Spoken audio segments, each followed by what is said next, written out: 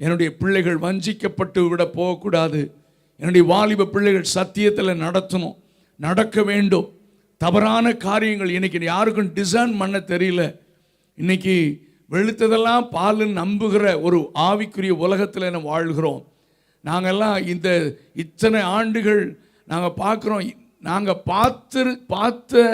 நாங்கள் அதாவது என்ன சொல்கிறது, ரோல் மாடலாக வச்சுருந்த அநேகர் இன்றைக்கி டாக்டரில் தடுமாறுறாங்க.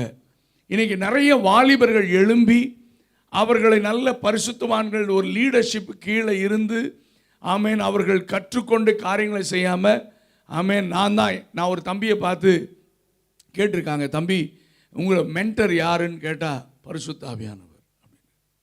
எப்படிங்க? ஆமாம், உலகத்தில் யாருமே இல்லையா?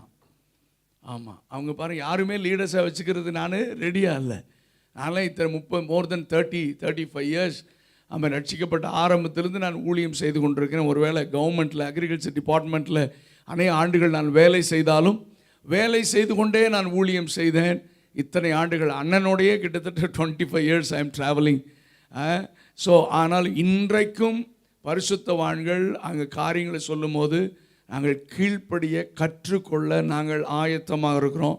அதனால தான் சரியாக நாங்கள் நடக்க ஆண்டவர் எங்களுக்கு உதவி செய்கிறார்.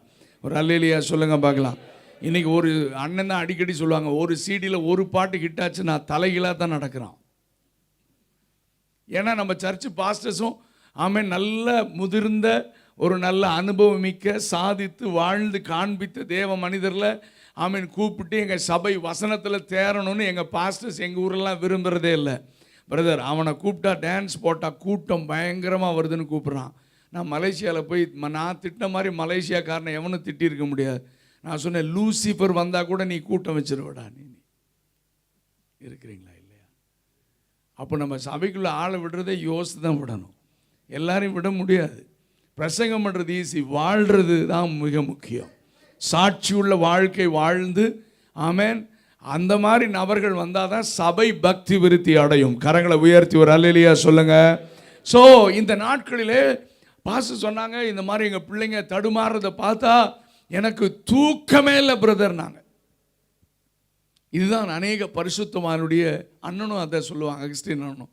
நைட்டு திடீர்னு ஒரு சில காரியங்கள் சிந்தையில் வந்துருச்சு, நைட்லாம் நான் தூங்கவே இல்லை வெஸ்லின்னுவாங்க. அப்போது கவனிங்க, இந்த மாதிரி பாரத்தோடு காரியங்கள் இருக்கும்போது தூக்கம் வராது. ஒரு இன்னொரு பக்கம் பார்த்தீங்கன்னா உலகத்தில் வியாதியாக இருக்கிறவங்க இல்லை கடன் பிரச்சனையில் இருக்கிறவங்க. ஆனால் இப்பெல்லாம் மாறிடுச்சு காலம். கடன் வாங்கினவன் நிம்மதியாக தூங்குறான், கடன் கொடுத்தவன் தானே செய்ய மாட்டேன்றான். சரி விடுங்க, அதை பற்றி எதுக்கு பேசணும். ஓகே, அப்படி நம்ம இப்படி போயிட்டுருக்கு. Okay fine. ஸோ இந்த மாதிரி வியாதியாக இருக்கிறவங்க, பிரச்சனையில் இருக்கிறவங்க, போராட்டத்தில் இருக்கிறவங்க நைட்லாம் தூங்க மாட்டாங்க. அடிக்கடி வாட்ச் எடுத்து பார்த்துட்டே இருப்பாங்க. எதுக்கு? விடியஞ்சிச்சா, வெளிச்சம் வந்துருச்சா, நைட்லாம் தூங்கலை, சரி பகல் வந்தால் நல்லா இருக்குமே. ஸோ அந்த ஒரு கண்ணோட்டத்தில் இந்த வசனத்தை பாருங்கள். ஒரு விடியற் காலத்து கற்பம், ஒரு பெரிய ராக்காலம் முடிந்து ஒரு விடியற் காலத்தின் கற்பத்தில் ஒரு யவன ஜனம் பிறக்கும்.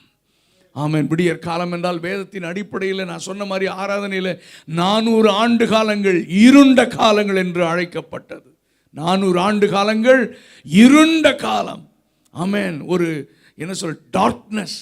இன்னைக்கு நான் இப்படி தான் பார்க்குறேன். எப்பொழுதுமே நீங்கள் எழுப்புதல் சரித்திரங்களை பார்த்தீங்கன்னா எழுப்புதலுக்கு முன்னால் ஒரு பயங்கரமான டார்க்னஸ் சபையை ஆட்கொண்டதை சரித்திரத்தில் பார்க்க முடியும்.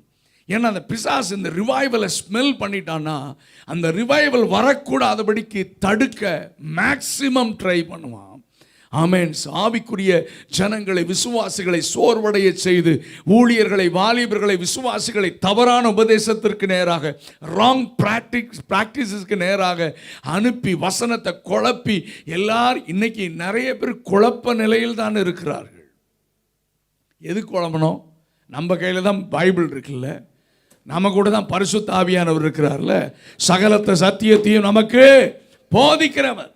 நீங்கள் வானத்திலிருந்து தூதனே இறங்கி வந்து சொன்னாலும் பைபிளை செக் பண்ணுங்க. இன்னைக்கு யாரோ கர்த்தர் சொல்கிறாருன்னா அப்படியான்னு பின்னாலே போயிடுறோம். நம்ம பைபிளில் இருக்க ஆதாரம், பைபிளில் இல்லாத ஒன்றை ஆண்டவர் பேச மாட்டார். ஆமேனே சொல்ல மாட்டேன்றீங்க, உங்களுக்கு டவுட்டாக இருக்குன்னு அர்த்தம். நான் சொல்றது உங்களுக்கு விளங்குதா இல்லையா?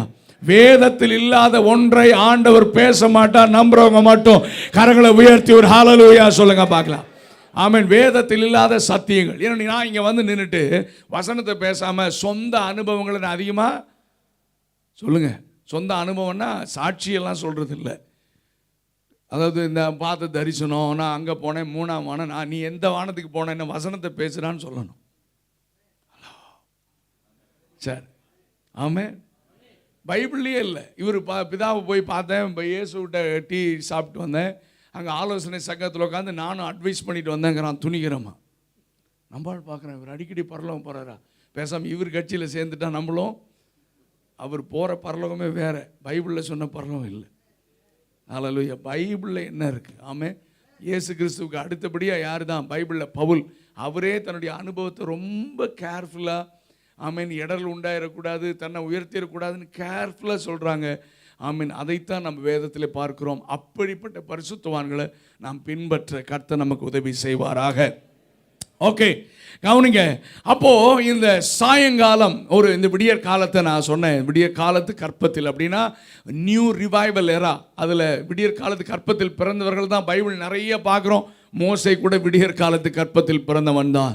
400 ஆண்டுகள், ஆமென், ஹல்லேலூயா, அடிமைத்தனத்தில் இருப்பார்கள், அவர்களை நான் விடுவிப்பேன் என்று ஆண்டவர் சொன்னதற்கு அடையாளமாக மோசேயை கர்த்தர் பிறக்க வைத்தார். ஒரு எப்பொழுது விடுதலை வரும்?